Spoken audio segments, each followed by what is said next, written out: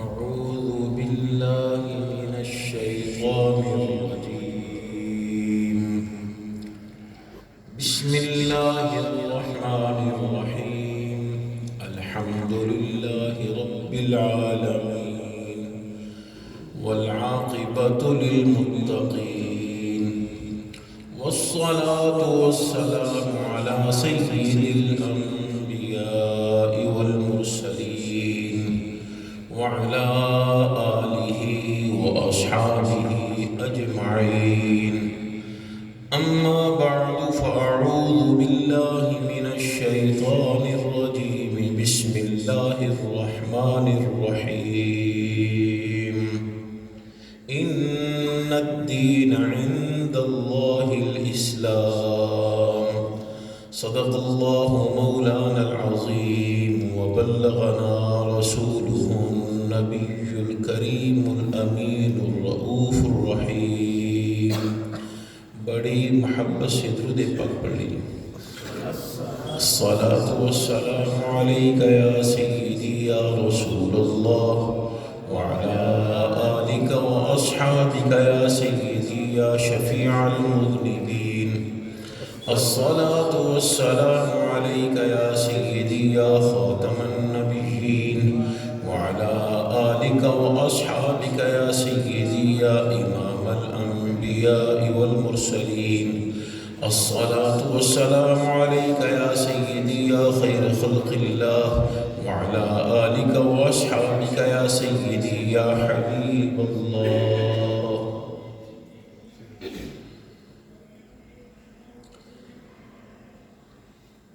ہمارا مضمون چل رہا ہے کہ دین ہے تو صرف اسلام اللہ کے نزدیک،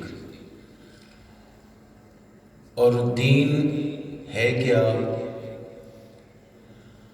خیر خواہی ہے اللہ کے ساتھ، قرآن مجید کے ساتھ، نبی کریم علیہ السلام کے ساتھ، حکمرانوں کے ساتھ اور عام لوگوں کے ساتھ. دو جمعہ عرض کر چکا ہوں کہ اللہ کے ساتھ خیر خواہی کیا ہے. پچھلے جمعہ عرض کیا تھا کہ انشاءاللہ العزیز اللہ نے توفیق دی تو عرض کروں گا کہ قرآن کے ساتھ خیر خواہی کیا ہے. تو قرآن مجید فرقان حمید کے ساتھ خیر خواہی یہ ہے کہ ہم قرآن مجید کو اللہ کی طرف سے نازل شدہ کتاب مانیں، اور اس قرآن مجید کو لے کے آنے والا کوئی اور نہیں ہے، حضرت جبرائیل امین ہے. اور قرآن مجید سارے کا سارا مصطفیٰ کریم علیہ السلام کی ذات پاک پر نازل ہوا ہے.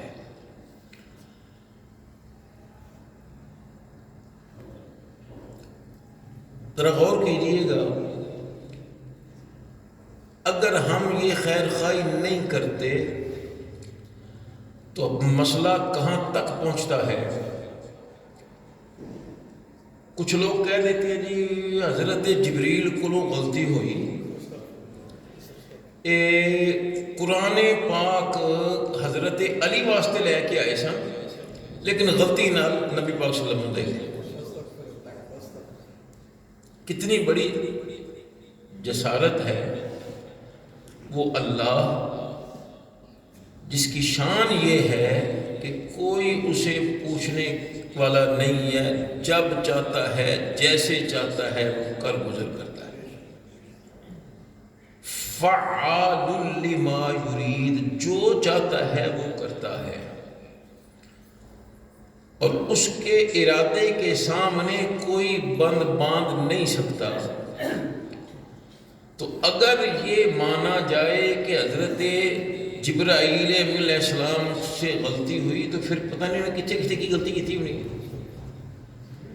اور حضرت جبریل کی شان تو ایک طرف رہے اللہ کے سارے فرشتے یہ اللہ کے حکم کا انکار کر ہی نہیں سکتے، وہی کرتے ہیں جو اللہ کی طرف سے حکم ہوتا ہے۔ اور پھر یہ قرآن مجید فرقان حمید میرے مصطفیٰ کریم علیہ السلام کے قلب اطہر پر نازل ہوا، آپ کے دل مبارک پر نازل ہوا، آپ کے سینے میں جو دل ہے اس سینے مبارکہ میں نازل ہوا۔ اللہ اکبر۔ تو اللہ تبارک و تعالی جل وعلا ارشاد فرما رہا ہے کہ اگر ہم اس قرآن مجید کو بڑے سے بڑے پہاڑ پر بھی نازل کر دیتے تو اللہ کے خوف کی وجہ سے وہ ریزہ کرچیاں ہو جاتا، لیکن یہ دل مصطفیٰ ہے جس نے اللہ کے قرآن کو سنبھالا ہوا ہے۔ اللہ اکبر۔ میرے مصطفیٰ کریم علیہ السلام جب آپ نے مکہ پاک کو فتح کیا، ذرا غور کیجیے گا کہ جب بھی فاتح کسی ملک کو فتح کرنے والا داخل ہوتا ہے تو اس کی حالت کیا ہوتی ہے کہ وہ اس نے تکبر سے آتا ہے کہ جو بھی سامنے ملتا ہے اس کو تہہ تیز کر دیتا ہے۔ واحد مصطفیٰ کریم علیہ السلام کی ذات پاک حضرت سیدنا عبداللہ رضی اللہ تعالیٰ عنہ اور حضرت سیدہ آمنہ طیبہ طاہرہ رضی اللہ تعالیٰ عنہ کے لال کی ذات، میرے سرکار کی ذات فقط وہ ذات ہے کہ جب آپ نے مکہ پاک کو فتح کیا تو آپ جس اونٹنی پر اسوا پہ سوار ہوئے تھے تو اس کی کوہان کے ساتھ نبی کریم علیہ السلام کا سر مبارک بار بار ٹکراتا تھا۔ اتنی عاجزی اور آپ نے فرمایا لا تثریب آج کا دن کسی کے ساتھ برائی کا دن نہیں ہے، بدلے کا دن نہیں ہے، بلکہ جو بھی میرے دشمن کے گھر سفیان کے گھر پہنچ جائے میں مصطفیٰ اسے امان دیتا ہوں۔ اللہ اکبر۔ میرے مصطفیٰ کریم علیہ السلام نے جب مکہ پاک کو فتح کیا تو آپ نے مکہ پاک کا وہ پیارا پیارا گھر جس کے بارے میں اللہ ارشاد فرما ہے کہ ہم نے لوگوں کے لیے اللہ کی عبادت کے لیے سب سے پہلا گھر دنیا میں جو تعمیر کیا ہے وہ مکہ پاک میں ہے، اور اسے کیا کہتے ہیں؟ کعبہ شریف۔ اس کعبہ شریف میں بت تھے کتنے؟ 360 بت تھے۔ آج لوگ کہتے ہیں، آج سے تقریباً 7 سال پہلے کی بات کرنا چاہ رہا ہوں، وہ لو جی ویکھو نا مکہ پاک مدینہ پاک وہ جڑے اوتھے امام نے انہوں نے پیچھے سنی نماز نہیں پڑھ دے، وہ دیکھو وہ گلے کرنا نہیں۔ بھائی غور کیجئے، اگر اللہ کے گھر میں اللہ کے دشمن ہو سکتے ہیں تو کیا مکہ پاک مدینہ پاک میں کوئی دوسرے نہیں ہو سکتے؟ منافق نہیں ہو سکتے؟ اور اس وقت ہمارا جرم یہ تھا کہ جس نے امامہ شریف باندھا ہے، ہاتھ میں تسبیح ہے، داڑھی مبارک پوری ہے، تو وہ سرکار دو عالم صلی اللہ علیہ وسلم کے روضہ اطہر سے جو راستہ نکلتا ہے، جو آج کل جب سے کرونا ہوا نا تو اس کے بعد سے اس کو بند کر دیا ہے. وہ اب وہ کیا نام اس کا خاص لوگوں کے لیے جو ریاض الجنہ شریف کے لیے جاتے ہیں تو وہ جگہ بنائی ہے. اس وقت یہ نہیں ہوتا تھا تو میرے جیسا آدمی جب وہاں ہوتا تھا تو کہتے ہیں 5 منٹ میں آ جاتے, کہتے در داخل مسجد میں اتنا بڑھ رہا مسجد جاؤ یہاں آپ نے. کیوں کہ ہم لوگ سرکار دو عالم صلی اللہ علیہ وسلم کے روضہ اطہر کو محبت سے دیکھا کرتے تھے, بس ہمارا جرم یہی تھا. یہ تو میں دعا نہیں کر رہا, لیکن سرکار دو عالم صلی اللہ علیہ وسلم نے ارشاد فرمایا جو لوگوں کا شکریہ ادا نہیں کر سکتا وہ اللہ کا بھی شکریہ ادا نہیں کر سکتا. میں محمد بن سلیمان کا شکریہ ادا کرتا ہوں کہ یہو جہاں جھوٹاں تے ساڈے کول مرغوں نہیں آؤں. آج بھی باب مکہ وہاں بھی کچھ لوگ لال روپیہ والے ان کا اب ڈیوٹی نہیں ہے, صرف اندر والی خباثت اس کو ظاہر کرنے کے لیے جتنے سمجھتے ہیں چلو ادھر, حالانکہ ان کی ڈیوٹی نہیں ختم ہو گیا. اللہ اکبر. تو ہم شکریہ ادا کر رہے ہیں کہ ہمیں مصطفیٰ کریم علیہ السلام کے ساتھ محبت کا اظہار کا موقع تو ملتا ہے. خیر میں بات یہ کر رہا تھا کہ میرے مصطفیٰ کریم علیہ السلام نے حکم فرمایا کہ کعبہ شریف میں جو بت ہیں ان کو توڑ دیا جائے. اٹھا کے پھینکے گئے. چند بت رہ گئے. یہ کیوں نہیں گرائے؟ جی یہ تو آپ کے دادا جان حضرت ابراہیم علیہ السلام کا ہے, سب نکالو, اجازت نہیں ہے. جدوں دا اساں مولویاں نے لوکاں دیاں گلاں تو بچ کے اپنا کام نہیں کیتا نا, ادوں ہی ساڈے تے عذاب ہے. اب دیکھیے ہر سوسائٹی میں بت ہے کہ نہیں؟ یہ جو تصویر ہے نا یہ تصویر نہیں ہے, یہ عکس ہے. لیکن یہ جو کیا نام اس کا بت ہیں ہر تقریباً ہر نئی کالونی میں شیر بنے ہوئے ہیں. فیصل آباد کے چوکوں میں چلے جائیے, کیا دے گئے؟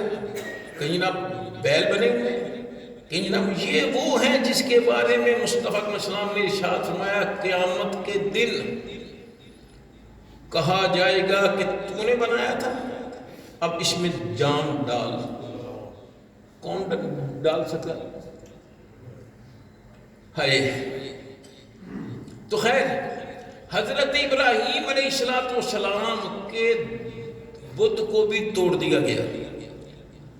کچھ اور بھی بت تھے اوپر, وہاں تک ہاتھ نہیں پہنچا تھا.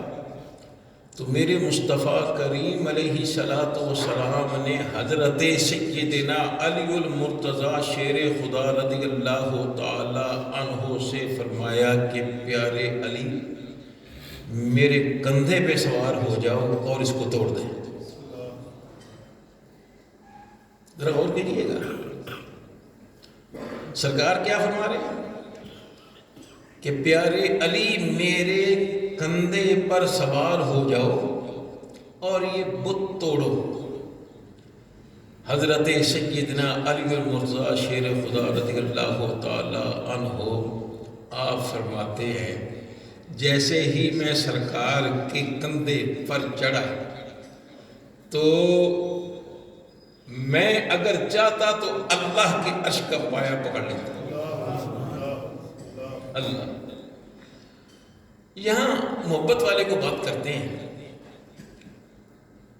یہ نہ پوچھے گا ہے کہاں, لیکن محبت والے بات کرتے ہیں اس لیے میں آپ کو سنا رہا ہوں.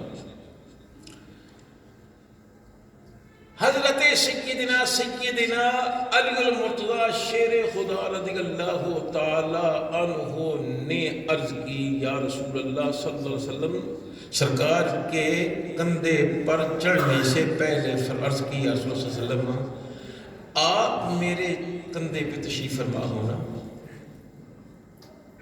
اللہ اکبر. تو عشق والے کہتے ہیں ہو سکتا ہے سرکار نے یہ فرمایا ہو پیارے علی تو ابو بکر نہیں ہے جو نبوت کا بوجھ اٹھا سکتا. سیدنا ابو بکر صدیق رضی اللہ تعالی عنہ نے تقریباً 3 میل وہ پہاڑ سیدنا مصطفیٰ کریم علیہ السلام کو اپنے کندھوں سے اٹھایا اور اوپر ایک سانس میں چڑھ گئے. اللہ اکبر. ذرا غور کیجیے نا, جب میں اس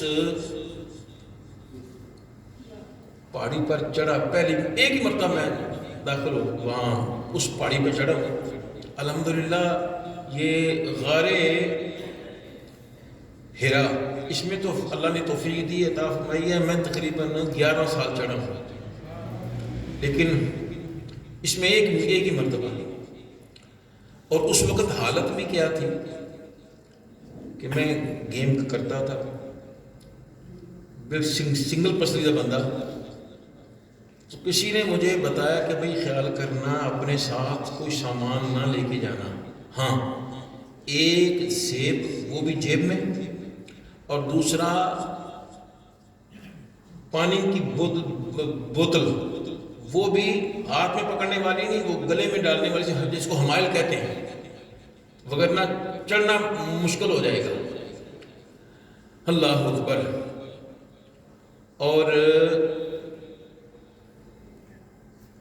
حالت بھی کیا تھی کہ میرے پاس صرف ایک سیب, ایک بوتل, اور راستے بھی بنے ہوئے ہیں, اور اس کے باوجود مجھے 4 سانس لینے پڑے کہ میں وہاں پہنچا. پر قربان جاؤں سیدنا ابو بکر صدیق رضی اللہ تعالیٰ عنہ کہ آپ نے مصطفیٰ کریم علیہ السلام کو اپنے کاندھوں پہ اٹھایا ہوا ہے. اللہ اکبر. ایک سانس میں چڑھ گئے, ایک سانس میں چڑھ گئے. کیا ایک بات اکثر کر دیتا ہوں, پھر سن لیجئے گا. حضرت سیدنا موسیٰ کلیم اللہ علیہ السلام, یہ ذہن میں رکھیے کہ اللہ تعالیٰ کے سارے نبی, اللہ کے سارے نبی شرم و حیا والے.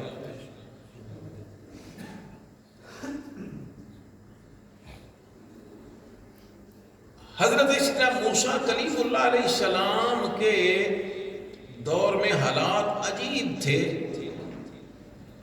جب میں ایران گیا تو وہاں کچھ حالات مجھے وہ نظر آئے, لیکن کچھ پوری طرح نہیں, لیکن کچھ نہ کچھ, کہ وہاں جن ہوٹلوں میں ہم رہے وہاں نہانے والا کوئی معاملہ ہے ہی نہیں, کوئی معاملہ نہیں ہے. ہاں, شہر میں حمام بنے ہوئے اور وہاں جا کے آدمی غسل کر سکتا ہے, لیکن میرے جیسا نہیں. میرے ساتھ حضرت سیدنا ہمارے سید افتخار علی شاہ صاحب بھی تھے, بڑے بھائی جان ابو العلماء علامہ محمد افضل شاہد صاحب بھی تھے. ہم پتہ کرتے کرتے کرتے وہاں پہنچے تو انہوں نے کہا جی آپ کو پہلے پیسے جمع کرائیں گے, ٹکٹ لینا پڑے گا.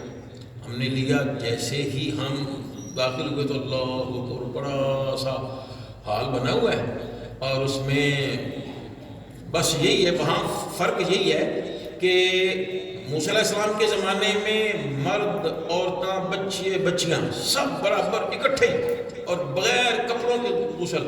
اور یہاں صرف ہم مولوی سے ہی, باقی تو جناب سارے جناب اسی توبہ کر دے واپس آ گئے کہ یہ کیا معاملہ ہے. تو وہ اس حالات ایسے تھے.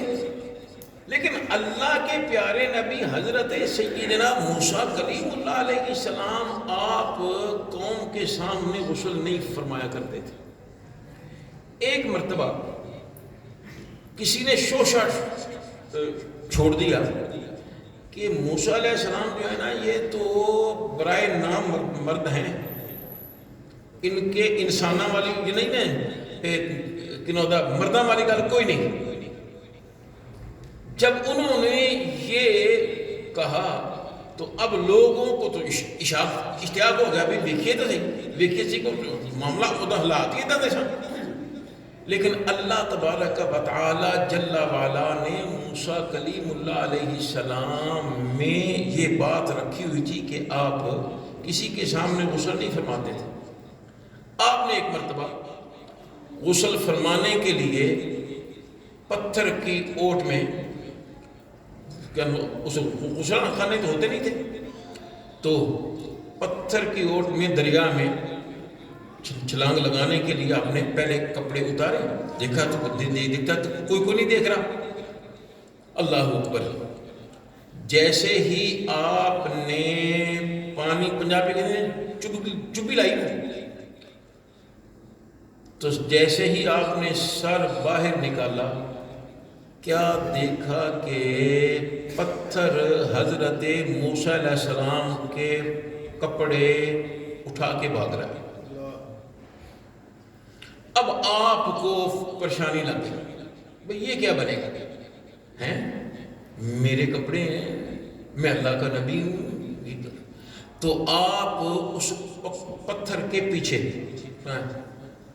100 ہزار پتھرا میرے کپڑے تو دے جا۔ لیکن اللہ کا کرنا کیا ہوا کہ حکم تھا پتھر کو کہ قوم کے سامنے سے گزرنا ہے۔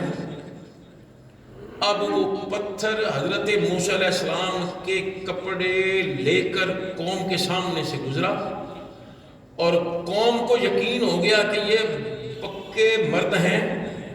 یہ معاملہ تو ہوا، لیکن ہمیں کیا پتا چلا کہ غور کیجیے کہ جس پتھر پر حضرت موسیٰ علیہ السلام کے کپڑے آ جائیں، اس پتھر میں اتنی جان پڑ جاتی ہے کہ وہ پتھر کپڑے اٹھا کے بھاگ سکتا ہے۔ تو سوچئے جس ابو بکر صدیق کی کاندھوں پہ نبیوں کے نبی جلوہ گر ہوں گے تو ان کی شان کیا ہوگی۔ تو خیر میں بات کر رہا تھا کہ حضرت سیدنا علی المرتضیٰ شیر خدا رضی اللہ تعالی عنہ کو سرکار نے حکم فرمایا کہ تم میرے کاندھے پہ کھڑے ہو جاؤ۔ حضرت علی المرتضیٰ شیر خدا رضی اللہ تعالی عنہ فرماتے ہیں میں اگر چاہتا تو اللہ کے عرش کا پایا پکڑ سکتا تھا۔ حضرت سیدنا مصطفیٰ کریم علیہ السلام پر یہ قرآن مجید کی وحی ہوتی، کیا کروں؟ آپ کو یہ بھی بتانا پڑے گا کہ ویسے تو کئی مرتبہ بیان کر چکا ہوں کہ وحی کی 2 قسمیں ہیں، ایک ہے وحی مطلوب اور دوسری ہے غیر مطلوب۔ ایک وہ ہے جس کی ہم تلاوت کرتے ہیں قرآن مجید کی صورت میں، اور دوسری جو ہے وہ جس کی ہم تلاوت نہیں کرتے۔ یہ سرکار جانے، اللہ جانے، حضرت جبریل نے یہ معاملہ ہے اللہ ہی جانتے ہیں۔ خود نبی علیہ السلام فرماتے ہیں کہ کبھی کبھی مجھ پر گھنٹی کی آواز بھی آتی ایسی۔ تو سرکار دو عالم صلی اللہ علیہ وسلم پر جب وحی کا نزول ہوتا تو ہوتا کیا؟ اللہ بسا اوقات کہ آپ اونٹنی پر سوار ہوتے، وحی کا نزول ہو جاتا تو اونٹنی کی کمر زمین پر لگ جاتی، اتنی بھاری ہوتی۔ اللہ اکبر۔ ایک صحابی سرکار کے ساتھ بیٹھے ہوئے ہیں کہ سرکار علیہ وسلم نے اپنا گھٹنا مبارک ایسے رکھا ہوا ہے، تو اس صحابی کے گھٹنا نیچے ہے، میرے مصطفیٰ السلام کا گھٹنا مبارک اوپر ہے۔ اسی وقت آپ پر وحی کا نزول ہو گیا، تو آپ کہتے ہیں منو انج لگا کہ میرا گوڑا ٹوٹنے لگا۔ اللہ اکبر۔ تو ذرا غور کیجئے گا، میرے مصطفیٰ کریم علیہ السلام کے علاوہ کون ہے جو قرآن مجید کو برداشت کرتا، تو یہ بالکل غلط ہے کہ حضرت جبریل کو غلطی ہو گئی، حضرت علی واسطے آیت قرآن پاک لے کے آئے سن تو یہ نبی پاک کو دے گئے، یہ غلط ہے بالکل۔ میرے مصطفیٰ کریم علیہ السلام کے لیے ہی اللہ کا حکم تھا، اور اللہ کے حکم سے حضرت جبرائیل امین مصطفیٰ کریم علیہ السلام کے دل اثر پر ہی قرآن مجید لے کے آئے۔ پھر خیر خائی کا مطلب قرآن مجید کے ساتھ یہ بھی ہے کہ ہم قرآن مجید کو جو استعمال کرتے ہیں خدا کے لیے ہم اس سے بچ جائیں۔ آج کل ہم قرآن پاک کیا کس کے لیے استعمال کرتے ہیں؟ اسی سورہ یاسین شریف ادو پڑھنی ہے جدوں دنیا تے بندہ جا رہا ہے، کوئی جان نہیں نکل رہی جناب۔ کیا قرآن مجید صرف اس لیے آیا ہے؟ ہاں، جب بچی کو ودا کرنا ہوتا ہے تو لب دے پھرنے کئی باری قاری صاحب ساڑے بچی دی شادی سانو خیال نہیں دیا تو قرآن پاک دی ضرورت ہے، کوئی جناب مدرسہ تو مکتبہ کھلواؤ نا تو جناب قرآن پاک دی ضرورت ہے جناب، بھی کیا کرنا ہے؟ اور جی بچی نو لے کے ودا کرنا آخر جناب، باقی معاملات میں تو قرآن پاک نہیں نظر آیا۔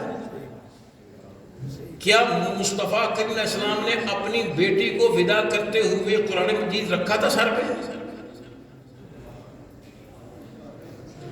پوری شادی الا ماشاءاللہ، ہر شادی میں الا ماشاءاللہ ہر کام قرآن کے خلاف کرتے ہیں۔ اب جدوں آخری وقت ہوتا ہے جناب قرآن پاک لے آؤ جی، قرآن پاک لے آؤ جی، لے آؤ جی۔ کیا بھائی، شادی کی بات آئی ہے تو بات کر ہی دوں، ہر کام ہم نے شریعت مطہرہ کے خلاف ہی کرنا ہے۔ مجھے بتائیے نا، شادی میں کون سا کھانا ہے؟ لیکن اسی ماشاءاللہ ایسے مسلمان ہاں۔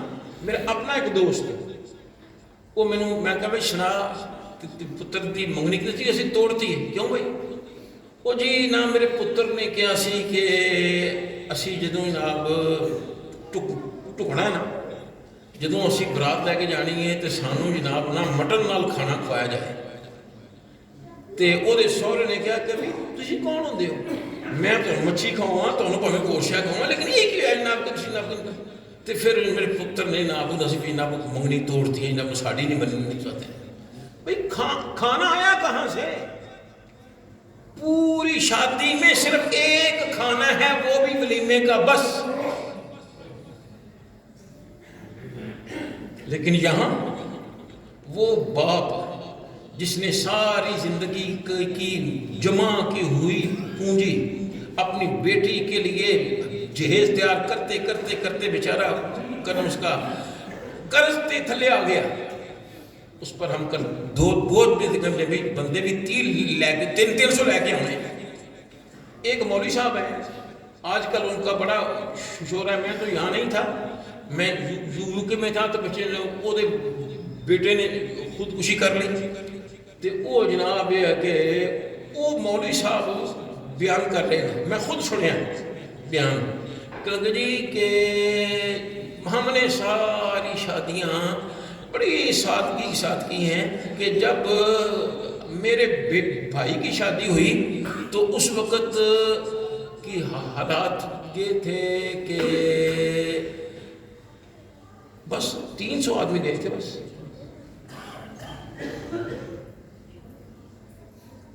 میرے پوتے کی شادی ہوئی،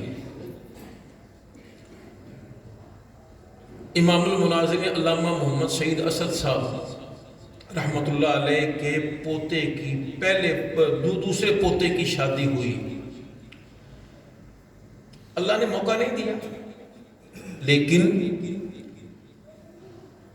آپ نے فرمایا کہ بیٹا میری گاڑی، مجھے فرما لگا کہ بیٹا میری گاڑی وہ ٹھیک ہونے کے لیے گئی ہے تو گاڑی چاہیے، لیکن ڈرائیور نہیں چاہیے. میں کہا جی بسم اللہ. میں کہا جی خیر کا جی وہ برات لے کے جانی ہے تو جناب ضرورت ہے کہ نہیں جی بس میں گاڑی چلاؤں گا, دو آدمی آگے بیٹھے ہوگا, 2 خواتین, ایک اس کی ماں ہوگی ایک اس کی دادی, اور یہ پوری جناب بارات ہوگی. پھر اللہ نے توفیق نہیں دی, وہ اللہ کو پیارے ہو گئے, شادی تو کرنی تھی. پھر ڈرائیور ان کے ساتھ صرف 15 آدمی گئے, شادی کر کے آ گئے.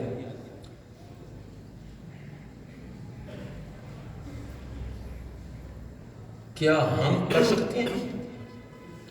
خدا کے لیے میں ہاتھ جوڑتا ہوں, خدا کے لیے اپنے غریب بھائی پر رحم کرو, اپنے غریب بھائی پر رحم کرو, یہ کام شروع کرو. وقت کافی ہو گیا, میں کل کر رہا ہوں. اللہ اکبر. میرا ایک ساتھی ہے, میری والدہ نے اپنا بیٹا بنایا ہوا تھا. اللہ اکبر. وہ کری صاحب نہ کوئی ہوٹل لبن دیا, مارکیٹ اس وقت ہوتی نہیں تھی, ہوٹل تھے یا یہ ہوتے تھے کہنا اس کا میرج آل, تو ہم نے تو مارکیٹ بعد میں سنا ہے. تو پھر کیا نام اس کا, تو یہ جو پارک ہے وہاں بھی جگہ نہیں ہے. جگہ میں تو نہیں دینا, پیسہ بھی کوئی نہیں لگے گا. میں کہا جی اے درویشی والا حال, اتنے جناب عورتیں آ جان گیا, تھلے تہ خانے جناب بندے آ جان گے. اچھا جی میں مشورہ کر لینا. نہیں بچے نہیں مانتے جی, بچے نہیں مانتے.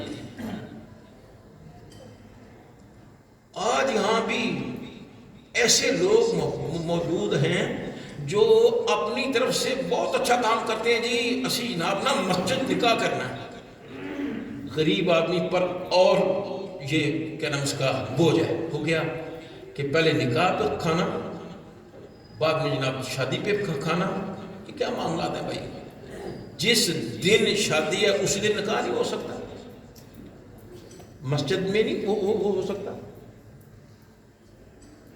اور یہ ذہن میں رکھے, ایک شادی کا ایک کھانا ہے وہ بھی ولیمہ, جس میں ہم نے بیڑا غرق کیا ہوا. وہ کیا کہ میرے مصطفیٰ علیہ السلام نے فرمایا بدترین ولیمہ وہ ہے جس میں غریب شامل نہ ہو.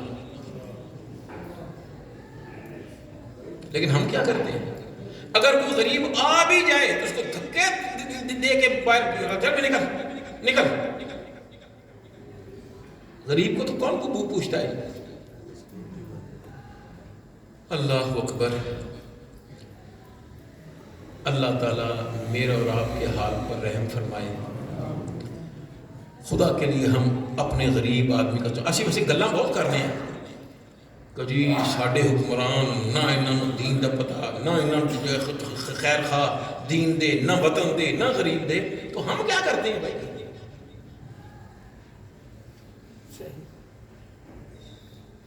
ایک میں جس دن رات پہنچا مدینہ منورہ سے, 17 کو میں نے چلنا تھا تو 18 کو پہنچنا تھا. تو میں یہاں 18 پہنچا تو اسی بازار میں میرے بابا جی کا ایک مرید ہے, ان کے جناب شادی ہے, اور وہ جناب ڈھول بڈکا اور پتہ نہیں کیا کیا ہو رہا ہے جناب.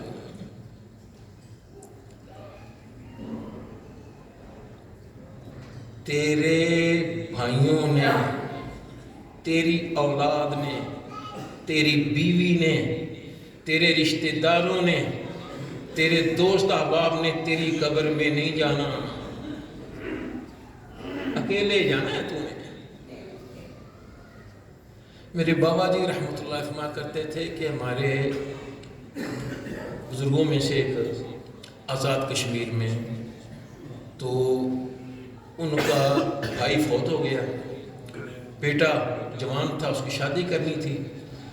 جب وہ شادی والا معاملہ ہوا تو یار لوگوں نے سلسلہ کیا, بنایا, اللہ اکبر کہ ہم نے جناب مجرا کرنا ہے, وہ مجرا کر کروانا ہے. وہ لڑکیاں بھی جناب وہ ہائر کر لیں اور جہاں سارا معاملہ. تائی کو پتہ چلا, اس نے کہا پتر میں بلا شریف دی والے کا مرید ہاں، میری داڑھی نہ کٹائیں۔ پھر بھی نہیں مانا تو پھر انہوں نے ڈنڈا لے کے کھڑا ہو گیا، کون آتا ویکھاں۔ اللہ اکبر۔ ہماری بھی اپنی بات سنیں۔ میرے بابا جی رحمۃ اللہ تعالیٰ علیہ کے پاس حاجی انور صاحب رحمۃ اللہ علیہ، وہ ان کے بہت پیارے والے دو دوست تھے۔ اس وقت نا نئی پیپلز کالونی بن رہی تھی، تو ان کا جی جناب اپنے محمد پورے کبو گلبرج کبو یا کبو کے جناب تھے کہ نہ پیپلز کالونی، اتنے نہ تو 10 مرلے کا مکان، نہیں فقیر اسی میں خوش ہے۔ جناب آپ کی اولاد ہے، میں سنو ذرا سن دل سے سنیے آپ، میں سنو، اگر میری اولاد دین پر چلتی ہے تو جس طرح اللہ نے مجھے کوئی خواہش باقی نہیں رکھی، اسی طرح ان کی بھی خواہش باقی نہیں رہے گی۔ لیکن اگر یہ دین پہ نہیں چلتے تو مجھے کیا، نہ میری اولاد نہ میں ان کا باپ۔ تو ہے ہم یہ کر سکتے ہیں؟ خدا کے لیے میرے بابا جی کبھی کبھی پڑھا کرتے تھے، حوصلہ اللہ کرے میری زبان پہ آ جائے کہ پیڑا پائی تے یار شنائی، اے سب مطلب دے بیٹی، موتوں پیچھے قبر تو ہی کسے فاتحہ پڑھ نہیں جانا ہے۔ سوچ میرے بھائی، سوچ، آج تو غریب کا خیال کرے گا، اللہ تیرا خیال کرے گا۔ میرے مصطفیٰ علیہ السلام نے شاف فرمایا، جو اپنے مسلمان بھائی سے کوئی بھی تکلیف دور کرتا ہے تو کل قیامت کی تکلیفوں میں سے اللہ تعالیٰ اس کی تکلیفیں دور کرے گا۔ اللہ تعالیٰ مجھے اور آپ حضرات کو قرآن مجید کے ساتھ احترام کی توفیق عطا فرمائے۔ بات دور چلی گئی ہے، لیکن یہ ذہن میں رکھیے گا کہ قرآن مجید سارے کا سارا مصطفیٰ کریم علیہ السلام کے دل اطہر پر نازل ہوا ہے۔ یہ بات خیال کیجئے گا کہ حضرت جبریل کو غلط ہو گئی، یہ غلطی ہے، بالکل غلط ہے، بالکل غلط ہے۔ جو مصطفیٰ کریم علیہ السلام کے بودھ نہیں اٹھا سکتا، میں الفاظ اگرچہ میرے لیے صحیح نہیں ہیں لیکن کیا کروں، تو ذرا غور کیجئے گا، مصطفیٰ کریم علیہ السلام کے دل اطہر پر جو نازل شادہ قرآن، اس کو کیسے سنبھال سکتا ہے؟ توجہ فرمائیے گا، میرے مصطفیٰ کریم علیہ السلام کے علاوہ نہ کوئی بعد میں نبی آیا ہے، نہ کسی نے آنا ہے، اور قرآن کے ساتھ قرآن مجید کا خیر خائی عد کے ساتھ یہی ہے کہ جس طرح میرے مصطفیٰ کریم علیہ السلام کے بعد نبی کوئی نہیں ہے، اسی طرح قرآن مجید کے بعد اور کوئی کتاب نہیں ہے۔ اللہ تعالیٰ مجھے اور آپ حضرات کو مصطفیٰ علیہ السلام کی محبت عطا فرمائے۔ جن اب آپ نے سنتیں پڑھی وہ سنتیں پڑھی۔